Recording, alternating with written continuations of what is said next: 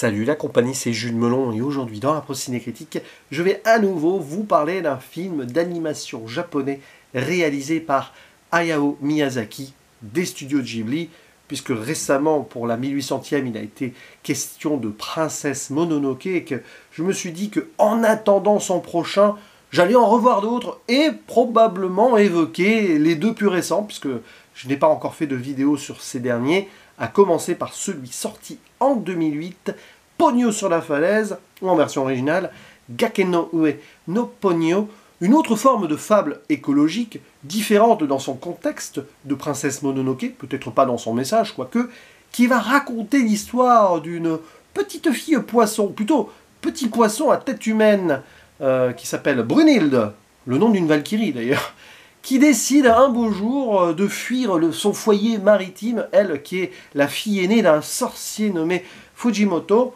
Elle part à l'aventure et arrivée sur les côtes, elle va tomber sur un petit garçon qui doit avoir 5 ans, nommé Susuke. Et Susuke, il va prendre sous son aile, dans son seau plutôt, cette bestiole assez étrange, et un lien d'amitié va naître entre les deux. Et derrière, beaucoup de choses magiques vont se produire, et le père va rechercher sa petite créature, lui qui a une vraie rancune contre les humains qui ont fait n'importe quoi, polluer les fonds marins, etc. Et on va aller aux origines donc de celle qui va être ensuite nommée Ponyo par le petit garçon, et forcément voir qui est sa mère aussi, et ce que ça peut provoquer comme potentielle catastrophe pour les Japonais humains qui vivent sur la Terre, puisque quand la mer se met en colère, il peut se passer des choses. Bon, je reste très vague là-dessus, sans faire de mauvais jeu de mots. Ce qui est certain, c'est que pour moi, il s'agit d'une relecture, alors que j'avais découvert le film, je sais pas moi, une dizaine d'années, grosso modo, pas à sa sortie au cinéma, et j'avais beaucoup apprécié. Cependant, quand on regarde un petit peu certains bilans Ghibli ou Miyazaki, il est rarement cité parmi les meilleurs. Si vous regardez un site très connu, qui référence beaucoup de notes, sur le plan des diverses moyennes, il n'est que 8e sur 10. Mais je trouve que ce Ponyo sur la falaise est l'un des meilleurs Miyazaki. Pas forcément parmi ces 3 grands chefs-d'œuvre, justement, Princesse Mononoke, Chihiro, Le Château dans le ciel, dans l'ordre que vous voulez. Mais on n'est pas loin d'être juste derrière, à mes yeux. Certes, c'est assez naïf et enfantin, mais je trouve que c'est parfaitement à propos et que c'est peut-être l'un des films à montrer en priorité aux enfants, hors Disney habituel, avec Kiki et la petite sorcière aussi, si vous voulez, parce que le message qui est passé là, tout en étant assez feel-good et léger, est assez fort, et je pense qu'il a encore plus d'écho de nos jours. Miyazaki y a mis beaucoup de lui, une nouvelle fois, comme dans la plupart de ses œuvres. Par exemple, le petit garçon, Sosuke, c'est son fils Goro au même âge. Il y a une vieille dame, qui s'appelle Madame Toki, je crois, qui est un petit peu la représentation de sa mère. Et il y a ses idéologies à lui, Miyazaki, qui questionnent l'humain et qui le renvoient aussi à certaines sources pour le respect envers la nature. Ce qui est très intéressant ici, c'est que malgré le côté assez simpliste de l'ensemble, on convoque aussi de belles choses ancestrales. Évidemment, on a des références évidentes à la petite sirène, parce que Ponyo, c'est un petit peu cette histoire-là, c'est ce conte détourné. On a aussi le sorcier Fujimoto qui peut rappeler dans sa vision de l'humanité un petit peu rancunière le capitaine Nemo de Jules Verne. D'ailleurs, Fujimoto a été humain, c'est pas un spoiler, c'est dit dès le début. Après, vous en faites ce que vous voulez, parce que dans l'évolution psychologique du personnage, c'est assez intéressant, même si, finalement, on va peut-être pas assez loin avec celui-ci. C'est l'un des seuls vrais défauts que je vois à ce film, c'est qu'on aurait pu se creuser.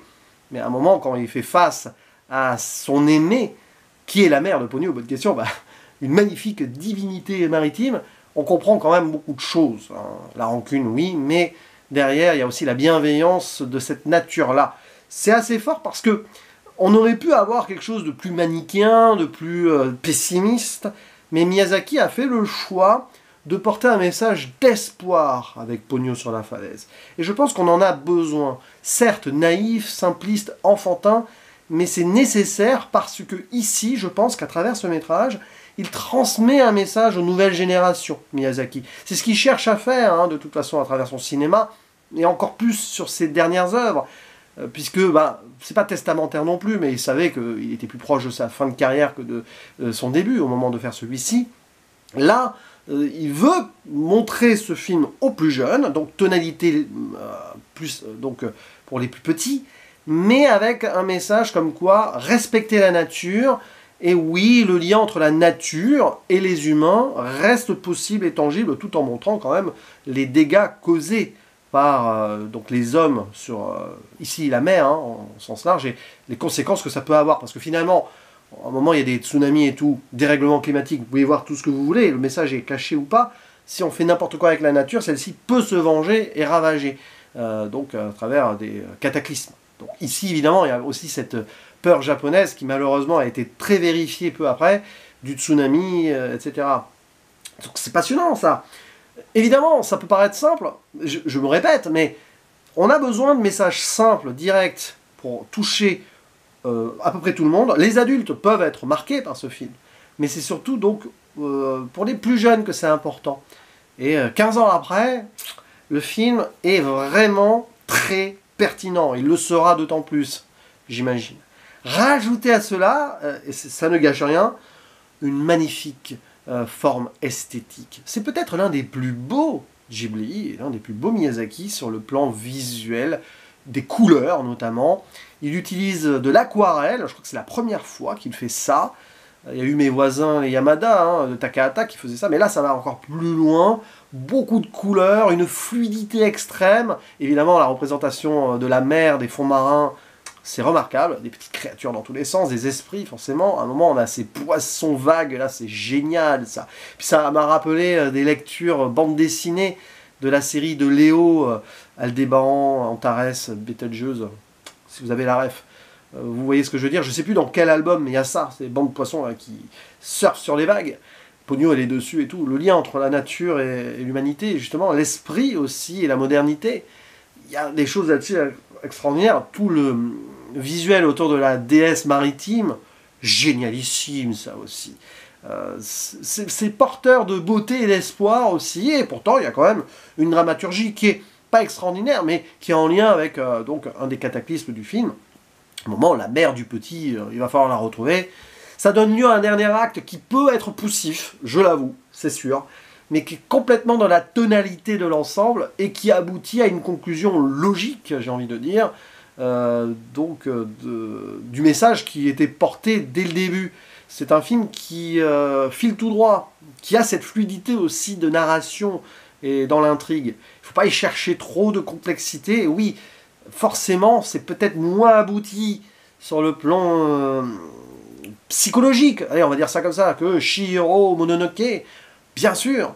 Mais je trouve que sur ce passage-là aux générations enfantines, aux plus jeunes générations, c'est un métrage qui est hyper important et qui fonctionne super bien. Puis quand même, on a des petites références à certaines cultures mythologiques, ça je le disais presque avant, bon la petite sirène oui, mais aussi donc les Valkyries, d'ailleurs il y a presque un thème wagnérien quand Brunhilde, alias Ponyo, arrive, c'est pas un hasard. Alors là aussi la menace un peu potentielle, montrer une grandeur épique derrière qui peut qui est liée ici à des toutes petites mignonnes créatures qui va évoluer. En plus il y a aussi un discours sur l'évolution intéressant, sachant que le père là, Fujimoto, lui il veut revenir un peu en arrière, hein, il veut contrer cette modernité, cette évolution là, mais elle va s'émanciper de cela. C'est justement l'intérêt du film.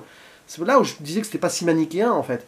C'est que oui, on pourrait tout rejeter de l'humanité, mais non. Il y a une idée de fusion aussi. La possibilité de la survie globale de l'être humain et de la nature. De toute façon, l'être humain ne survivra que s'il respecte la nature et la terre.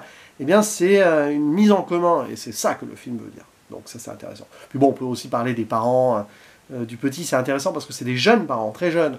La mère, limite, il l'appelle par son prénom. C'est intéressant. Le père qui est absent, et parce qu'il travaille sur un bateau. Il y a des petites scènes comme ça où il communique par morse ou par lumière, enfin oui c'est ça, hein, mais voilà, il y a des petits trucs comme ça. D'ailleurs, il est montré comme un petit génie, le petit garçon, en avance sur son temps, il comprend les choses. Là aussi, message pour les enfants, regardez cela et vous serez en avance, vous comprenez les choses, ouais, à comprendre plus vite, quoi. Donc oui, on peut montrer ça à un enfant de 5 ans, pas de souci, justement, c'est intéressant. puis l'idée aussi du poison humain, il y a plein de petits trucs comme ça, mais derrière, tout est englobé donc dans une idée de mise en commun et de réconciliation globale. Voilà. Donc oui, c'est naïf, peut-être. Mais justement, espérons que ça ne le soit pas tant que cela et qu'on puisse y arriver. Ah, on verra bien. Donc, Pogno sur la falaise, pour moi, c'est un grand oui, avec une bonne musique de Joe Hisaishi aussi. Alors, c'est peut-être pas sa meilleure, mais ça reste très bien. Et à y réfléchir, il est peut-être dans mon top 5 Miyazaki. Peut-être, peut-être. Avec Nausicaa, là, je pense qu'il serait 5e derrière Nausicaa. À vérifier peut-être. Bon, après, je ne vais pas faire de classement de toute façon. Et surtout, il faudra que je revoie Le Vent se lève, parce que celui-ci, j'étais resté hacké à sa découverte. Et je pense qu'une relecture s'avère plus que nécessaire, peut-être bientôt sur la chaîne, je pense. N'hésitez pas à dire ce que vous pensez de ce Pogno sur la falaise et de Miyazaki en général. Et je vous dis à la prochaine. Ciao!